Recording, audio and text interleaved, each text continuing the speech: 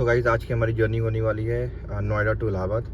और जो अभी बज गए हैं रात के 8:44 और जो टोटल टाइम दिखा रहा है ये 656 किलोमीटर है। और अराइवल है ये सुबह 6:45 बजे का। टोटल कुछ 10 घंटे की जर्नी दिखा रहा है। तो हम सफारी से 10 घंटे की जर्नी करेंगे। इसमें मैं आपको बताऊंगा कि ओवरऑल कितना इसमें टोल लगा है, क्या गाड़ी ने माइलेज दिया, क्योंकि हमने तो टैंक फुल करा रखा है। और अभी आप अगर देखोगे तो टैंक फुल है, सिर्फ 1 किलोमीटर ही रन हुई है। और ये भी देखना है कि माइलेज के साथ साथ हमें इसका कंफर्ट जोन क्या है। अगर मैं 10 घंटे 11 घंटे अगर गाड़ी चला रहा हूँ तो 10-11 घंटे गाड़ी के बाद भी क्या आपको कैसा फील आता है, तो मैं आपको ये सारी डिटेल्स इस वीडियो में कवर करूँगा। तो हम लोगों ने जो रूट पकड़ा है ये है अभी परी चौक का है। तो ग्रेटर नोएडा से आपको परी चौक निकलना है। परी चौक से यमुना एक्सप्रेसवे के लिए आपको कनेक्टिविटी मिल जाएगी। यमुना एक्सप्रेसवे आप जाओगे तो ये आपको आगरा तक लेके जाएगा, लेकिन आगरा पे भी आपको 2 रूट मिलेंगी। एक, या तो आप लखनऊ एक्सप्रेसवे पकड़ लो और वहाँ से आप इटावा वाले कट से आप नीचे उतर जाओ, और या तो फिर आप नेशनल हाईवे पकड़ लो आगरा से, जो आपको फतेहाबाद होते हुए लेके जाएगा। लेकिन हमारा प्लान है, क्योंकि एक्सप्रेसवे पकड़ने का, तो हम लखनऊ एक्सप्रेसवे पकड़ के निकलेंगे।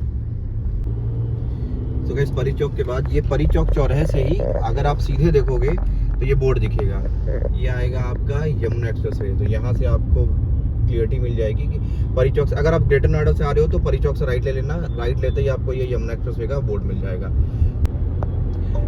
तो गाइस, ये आ गया हमारा यमुना एक्सप्रेसवे का कट। सामने कवर करना, इधर पूरा दिखेगा अगर इनको। तो ये आ गया। यहाँ से ना 2 रूट कट रही है, एक आपको दिल्ली और नोएडा के लिए निकल जाएगी, एक आपका ये बोर्ड लगा हुआ साइन बोर्ड, ये आपको अगर देखो तो ये यमुना के लिए जा रहा है। यही आपकी कनेक्टिविटी रोड है। यहाँ से हमें यमुना पकड़ना है, हमें यमुना एक्सप्रेसवे पकड़ना है। और ये आप चढ़ रहे हैं यमुना एक्सप्रेसवे की तरफ। और ये क्या दूसरी साइड है ना, वो तो दिल्ली वाला है, वो दिल्ली नोएडा को कनेक्ट कर रहा है। वाह वाह मेरे ऑटो वाले शेर, और उल्टा चले आओ। वाह। और यहाँ से हमें बसेस भी मिलती है। हाँ, यहाँ पे जो ट्रांसपोर्ट के लिए यहाँ पे महामाया फ्लाईओवर है, ये एक्चुअली इसको महामाया फ्लाईओवर कहते हैं। यहाँ से आपको निकलना है, अगर लखनऊ, कानपुर, इटावा, इलाहाबाद, बनारस, अगर इधर रूट जाना तो आपको ये बसेस अवेलेबल होती हैं। मोस्टली जो ग्रेटर नोएडा वाले लोग हैं ये महामाया फ्लाईओवर से ही पकड़ते हैं। बट अभी हमें फोकस करना है यमुना पे, एक्सप्रेसवे पे। 2 घंटे में टारगेट ये है कि 2 घंटे में हम आगरा पहुँच जाएंगे। नहीं पहुँचेंगे तो ये पहुँचा देगी 84। अभी जो टाइम हो रखा है वो 9:30 एग्जैक्ट है। 9:30 है तो एक्सपेक्टेड है 11:30 तक आगरा पहुँच जाना चाहिए। तो गाइस, ये है हमारा पहला टोल। जब आप नोएडा से इधर आगरा की तरफ आप जाओगे तो ये पहला टोल आपका पड़ेगा, ये है जेवर। तो ये है पहला टोल। और अभी बज गए हैं रात के 10। अभी भी 10 बजे भी आपको अगर देखो तो वीकडेज में भी, वीकडेज तो नहीं है, फ्राइडे है तो वीकेंड लग गया है, लेकिन ठीक ठाक भीड़ है अभी भी। अगर आप देखो ये तो है भीड़। सो गाइस, अभी 18 का माइलेज मिला है और हमने करीब करीब 62 किलोमीटर का अभी ट्रैवल किया है। तो 62 किलोमीटर में 18 का माइलेज अभी तक इसने दिया है।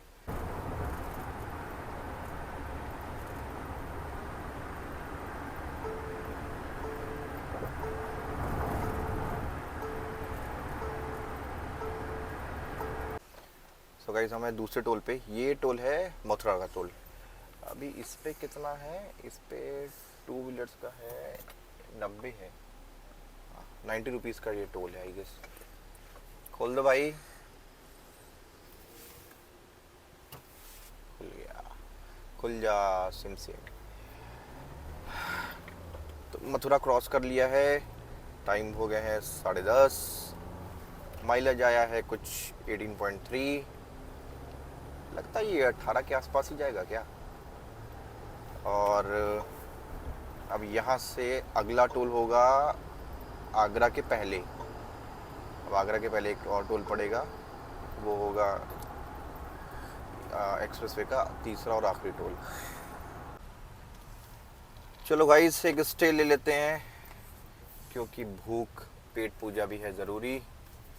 और अभी हमने ये फाइनल तीसरा टोल के बाद में ये आपका रेस्ट रूम वगैरह है यहाँ पे।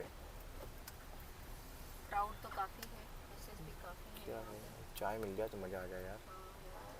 Food in destination of taste. गाड़ी खड़ी करने की जगह ही नहीं है। चलो यहाँ पे है यहाँ आगे। यहीं यहीं चपका देते हैं। चलो चलो चलो चलो गाइस, एक चीज़ देखो आप, अभी आगरा में हम लोग, और आगरा के ये लिंक रोड पे लिटरली अभी मैंने देखा 500 AQI 500 AQI है। और ये इस समय काफ़ी धुंध भी हो रखी है। अब ये स्मॉग है आगरा में, हालत तो दिल्ली से भी ज़्यादा बदतर है। मतलब 500, जस्ट इमेजिन कि क्या हालत हो रखी है इस समय। सो गाइस, एक कट आपको यहाँ से मिलेगा जो कानपुर को डाइवर्ट करता है। ये यहाँ से अगर आप उतरते हो तो डायरेक्ट आपको नेशनल हाईवे मिल जाएगा। तो ये जो डाइवर्जन है, अगर आपको कानपुर निकलना है तो आप एक रूट ये भी पकड़ सकते हो। लेकिन हाँ, यहाँ पे जैसे ही आप इस रूट को पकड़ोगे, ये तुरंत आपको एक्सप्रेसवे से उतार के नेशनल हाईवे की तरफ चला जाएगा। ये वाला कटना। हाँ, और हम लोग निकल रहे हैं सीधे। अब ये आगरा का इसको कहते हैं लिंक रोड। ये है आगरा की लिंक रोड। ये कनेक्ट करेगी हमारी लखनऊ एक्सप्रेसवे से, और हमें लखनऊ एक्सप्रेसवे पे कनेक्ट करना है, क्योंकि अब यहाँ से 1 घंटे का रास्ता होगा। जो इटावा के पहले वाला कट आएगा जसवंत नगर पे, वहाँ से हमें एग्जिट लेना होगा। तो अभी करीब करीब 1 घंटे का रास्ता होगा। 100 किलोमीटर के आसपास का डिस्टेंस अभी और है। 100-110 किलोमीटर के आसपास का डिस्टेंस है। तो हम वहाँ से एग्जिट लेंगे। तो गाइस, अभी हम एक्सप्रेसवे पे हैं, और ये लखनऊ एक्सप्रेसवे पे। लखनऊ एक्सप्रेसवे पे मुश्किल से मुश्किल हम 15-20 मिनट ही चले होंगे। 15 मिनट मान लो। एक और टोल आ गया है। ये होगा हमारा टोटल टोल नंबर 3, 4, 5। तीसरा टोल तो 3 टोल तो हमने यमुना एक्सप्रेसवे पे दिए हैं। चौथा हमने आगरा और इनको इंटर कनेक्ट करने के लिए लिंक रोड होती है वो दिया। एक टोल इनका यहाँ पे आ गया है।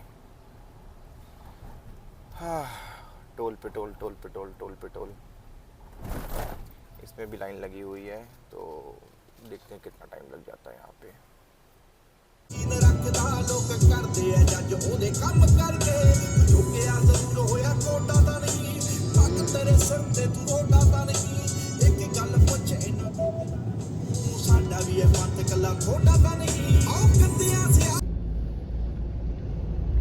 ये है इटावा चकेरी का टोल, और जो गाड़ी ने माइलेज दिया है वो अभी जो दे रही है वो 19.7 का ओडोमीटर पे दे रही है।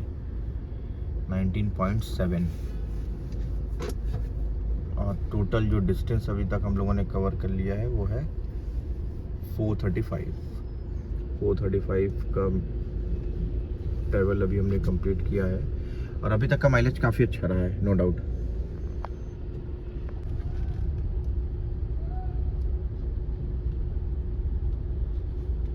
खोलो खोलो खोलो खोलो खोलो। Guys, welcome to Allahabad. Prayagraj 38 kilometre. तो अभी हम इलाहाबाद पहुंच गए हैं, और लगभग आधे घंटे का ट्रेवल और है। आधे घंटे में घर पे रहेंगे हम लोग, तो स्टे ट्यून। फाइनली हम इलाहाबाद पहुंच गए हैं। अभी तक का जो टोटल ट्रेवल हमने किया है लगभग 676 किलोमीटर के आसपास का है। अभी माइलेज भी आपको बताता हूँ, लेकिन ओवरऑल जर्नी अगर मैं बात करूँ तो सफारी में बहुत ही ज़्यादा कंफर्टेबल रही। काफ़ी लोगों ने बोला था कि सफारी में कंफर्ट का प्रॉब्लम है, लॉन्ग ड्राइव में उतनी सही नहीं है, स्टेबिलिटी का इशू है। बट ट्रस्ट मी, कुछ 700 किलोमीटर के आसपास का ट्रेवल मैंने किया है, और इतना शानदार ट्रैवल, कहीं कोई प्रॉब्लम नहीं, बहुत बढ़िया स्टेबिलिटी है इसकी। और ना ही मुझे कोई बैक पेन हुआ, ना ही मुझे कोई अनकंफर्टेबल चलाने में हुआ, किसी प्रकार का कोई इशू नहीं। सो मेरे हिसाब से तो रिकमेंडेड है। काफ़ी अच्छा मेरा एक्सपीरियंस रहा ये 700 किलोमीटर की जर्नी का, बहुत ही बढ़िया। सो हेलो फ्रेंड्स, हमारा नोएडा टू इलाहाबाद प्रयागराज तक का सफ़र पूरा हुआ और टोटल कुछ 680 किलोमीटर की गाड़ी चली है। हालांकि हमने कल स्टे कर लिया था, मॉर्निंग में हमें फतेहपुर में रुकना था, तो इलाहाबाद से 120 किलोमीटर दूर हमने स्टे किया था और वापस हमने रिज्यूम किया। अभी मैं आपको बताता हूँ कि गाड़ी ने क्या माइलेज दिया है। कंफर्ट के पॉइंट ऑफ व्यू से टॉप क्लास, कहीं कोई प्रॉब्लम नहीं हुई। स्टेबिलिटी के पॉइंट ऑफ व्यू से टॉप क्लास, कहीं कोई प्रॉब्लम नहीं हुई। काफ़ी लोगों ने बोला था कि इतनी लंबी जर्नी पता नहीं सफारी में क्या कंफर्ट आएगा, कैसा आएगा, बट आई वुड से मेरे लिए तो बहुत कंफर्टेबल रही। कोई बैक पेन नहीं, कहीं कोई दिक्कत नहीं। मेरे लिए तो बहुत ही अच्छा ट्रैवल रहा। इवन अब बात करते हैं माइलेज की। सो जो माइलेज मुझे मिला, मैंने वहाँ से टैंक फुल कराया था और उसके बाद मैंने कहीं कोई डीजल नहीं टॉपअप कराया। और जो टोटल मुझे माइलेज अभी मैं अपने ओडोमीटर पर देख पा रहा हूँ वो 20 का है। और आइए आपको मैं दिखाता हूँ कि कितना डीजल अभी भी मेरी गाड़ी में बचा हुआ है। सो अभी देखते हैं कितना डीजल बचा है। अभी भी अगर आप देखो तो मेरी गाड़ी में लगभग शायद 15 to 20% के आसपास का डीजल है। जो टोटल ट्रैवल किया है वो 680 है, क्योंकि अब मैं घर आ गया हूँ। 40 किलोमीटर के आसपास मैंने लोकल ट्रैवल किया। जब आप इलाहाबाद से मूरतगंज से आप एंटर करते हो तो मूरतगंज से यहाँ तक का कुछ 38 to 40 किलोमीटर के आसपास का ट्रैवल है। और जो माइलेज मुझे मिला है वो 20 किलोमीटर पर आवर का माइलेज मिला है। तो माइलेज के पॉइंट ऑफ व्यू से तो मुझे बहुत ही अच्छा रहा। अभी भी डीजल बचा हुआ है, कोई टॉपअप मैंने नहीं कराया है। तो ओवरऑल अगर आप देखो तो मेरा एक्सपीरियंस बहुत ही अच्छा रहा है। और अब इस ब्लॉग को करते हैं यहीं पे एंड।